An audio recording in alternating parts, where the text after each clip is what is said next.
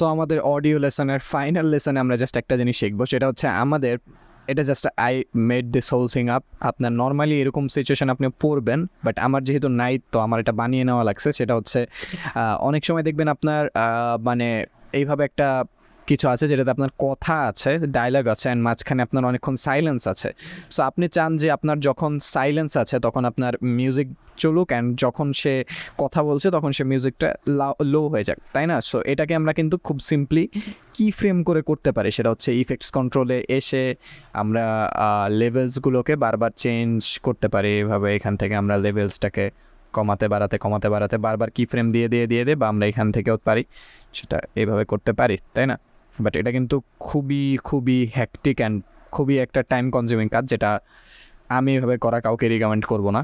So এটা করার একটা বেটার ওয়ে আছে, অ্যান্ড এটা অটোমেট করার একটা ওয়ে আছে, সেটা হচ্ছে অডিও ডাকিং আমরা কীভাবে করবো সেটার জন্য আমাদের ফাইনালি চলে যেতে হবে অ্যাগেইন এসেনশিয়াল সাউন্ডে আসার পর আমরা আমাদের মিউজিককে সিলেক্ট করবো অফকোর্স, অ্যান্ড অবশ্যই আমাদের মাথায় রাখতে হবে আমাদের যাতে ডায়লগুলা যত লেয়ার আছে সবগুলা যাতে কারেক্টলি ডায়লগ হিসাবে থাকে। একবার আমরা জাস্ট চেক করার জন্য আমাদের ডায়লগে সিলেক্ট করলে আমাদের এগুলো আমাদের সিলেক্ট হয় নাকি ঠিক মতো সেটা একবার দেখে নেব। সব হয়, তার মানে আমার একটা ডায়লগের কিছু ডায়লগ আছে অ্যান্ড কিছু মিউজিক আছে। সো আমি যদি মিউজিক সিলেক্ট করি বা এখান থেকে যদি সিলেক্ট করি আমার মিউজিকটাই সিলেক্ট হচ্ছে। সো এটা একটু মেক শিওর করবেন যে এটা হচ্ছে কি না হলে আপনি জানেন যে কীভাবে এটা ঠিক করা লাগবে, সো সেভাবে ঠিক করে নেবেন। অ্যান্ড ফাইনালি আমার এখানে দেখতে পাচ্ছেন ডাকিং নামে একটা অপশন আছে, এটাকে আমরা একটু বড় করে দেওয়ার পর দেখতে পাচ্ছেন এগুলো সব গ্রেড আউট হয়ে আছে, কারণ আমাদের এটাকে অন করে নিতে হবে। এখন দেখতে পাচ্ছেন আমরা এটাকে অন করতে পারছি। সো এখন সে এখানে কিছু অপশন দিয়ে রেখেছে যে এই জিনিসটা আপনি কিসের এগেনস্টে করবেন, আপনি যে এই মিউজিকটাকে কমাবেন বাড়াবেন অটোমেটিক, সেটাকে আসলে সে এখানে ডাকিং ওয়ার্ডটা ইউজ করা সেটা বোঝানোর জন্য।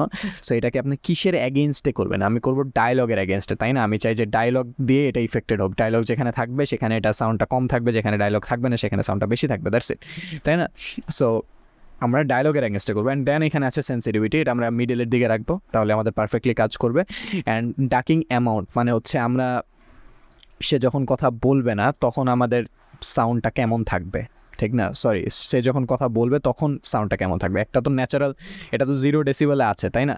বাট যখন আমরা এটাকে ডাক করবো, মানে এটাকে যখন আমরা নিচে নামাবো সাউন্ডটাকে, তখন বা নিচে নামাবো বা কমাবো বাড়াবো, আমরা দুইটাই করতে পারি চাইলে, তখন সে কি করবে, তখন কততে নিবে? সো আমরা চাই যে যখন সে এটাকে চেঞ্জ করবে তখন সে এটাকে -18 করে ফেলুক, ঠিক আছে? বা আমরা এটাকে -22 করে দিতে পারি। এটা আসলে -22 আপনার ম্যাক্সিমাম মিউজিকের ক্ষেত্রে কাজে লাগবে, আপনার ব্যাকগ্রাউন্ড মিউজিক হিসাবে আপনার, অ্যান্ড পিছনে সাথে যদি কথা থাকেন, কথার সাথে যদি আপনি ব্যাকগ্রাউন্ড মিউজিক দেন -22 -24 বা অনেক লো থাকলে -18 কাজ করে, -22 ম্যাক্সিমাম ক্ষেত্রে কাজ করবে আপনার।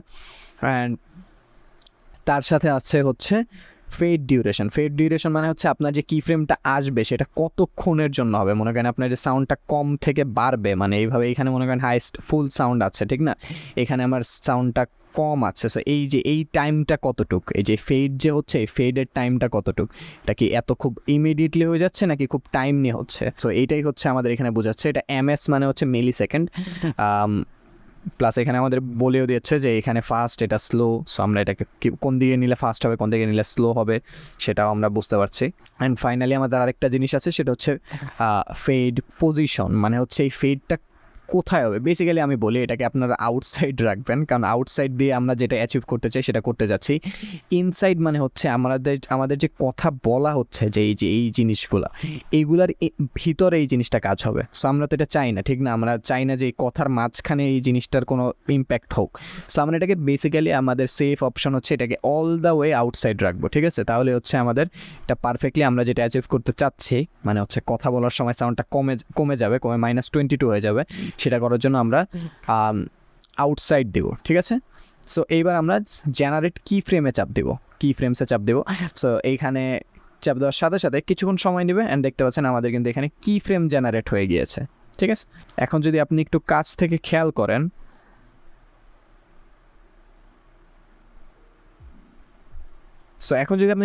দেখতে পারবেন যে আরেকটু বড় করে দিয়ে জিনিসটা, যাতে আমাদের কি ফ্রেমগুলো আর ভালো মতো আমরা দেখতে পারি। সো এখানে দেখেন অনেকগুলো কি ফ্রেম হয়ে গিয়েছে। কীভাবে কি ফ্রেমগুলো হয়েছে, যেখানে সে কথা বলছে, এই যে দেখতে পাচ্ছেন এইখানে কিন্তু সে কথা বলছে, এই জায়গাগুলো কিন্তু সে সাউন্ড কমিয়ে দিয়েছে। এখানে কিন্তু -20 এটাই হবে।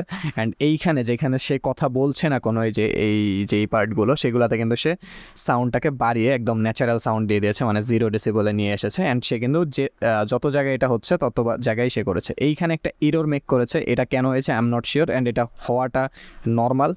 এটাকে আমরা জাস্ট ম্যানুয়ালি ফিক্স করে নিচ্ছি, রাইট? অ্যাটলিস্ট আমাদের পুরো কাজটা ম্যানুয়ালি করাচ্ছে, এতটুকু ম্যানুয়ালি করা কিন্তু বেটার। সো দ্যাটস ইট, এটাই হচ্ছে অডিও ডাকিং। এটা করে আমরা অনেকটাই সময় বাঁচাতে পারি, বাট খুব বেশি দরকার না হলে আমি ম্যানুয়ালি করাটাই প্রেফার করি। তো আমরা এই লেসনেই আমরা এই ডাকিংয়ের পাশাপাশি আরেকটা জিনিস শিখে ফেলি।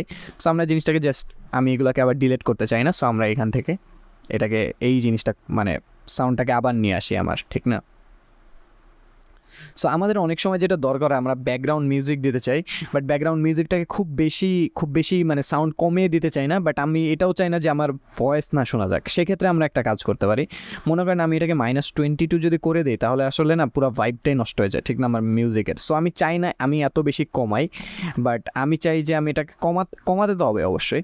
আমি চাই এটা -14 বা -16 মধ্যে থাকুক, বাট তাও যাতে আমার এটা মানে আমাদের যে স্পিচটা আছে মানে ভয়েসটা আছে সেটার সাথে যাতে কোলাইড না করে, ঠিক আছে? সো সেটার জন্য আমাদের কিন্তু আমরা চাইলে একটা কাজ করতে পারি, সেটা হচ্ছে মাস্টারিং নামে একটা ইফেক্ট আছে। সো মাস্টারিং, সো এইটাকে আমরা আমাদের অডিও সাউন্ড ইফেক্টটা, আমাদের যে মিউজিকটা সেটার উপর আমরা একটা ড্র্যাগ অ্যান্ড ড্রপ করে দেবো।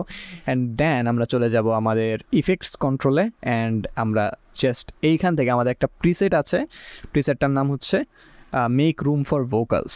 সো এটাকে আমরা জাস্ট সিলেক্ট করে দেবো, কোনো চেঞ্জ করবো না।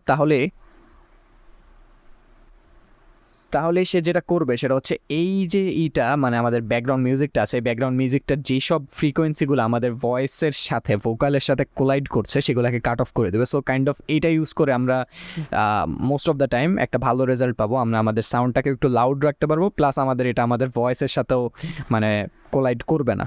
সো এইটা একটা খুবই ইম্পর্টেন্ট একটা ইফেক্ট, যেটা আপনি যদি ব্যাকগ্রাউন্ড মিউজিক খুব বেশি ইউজ করতে পছন্দ করেন, এটা আপনার জেনে রাখা ভালো। সো এই লেসনটাতে আমরা বেসিক্যালি দুইটা জিনিসই কভার করলাম, আমরা ব্যাকগ্রাউন্ড মিউজিকটা কীভাবে ভালো মতো এফিশিয়েন্টলি ইউজ করতে পারবো। একটা হচ্ছে অডিও ডাকিংয়ের মাধ্যমে, অ্যান্ড আরেকটা হচ্ছে মাস্টারিংয়ের মাধ্যমে।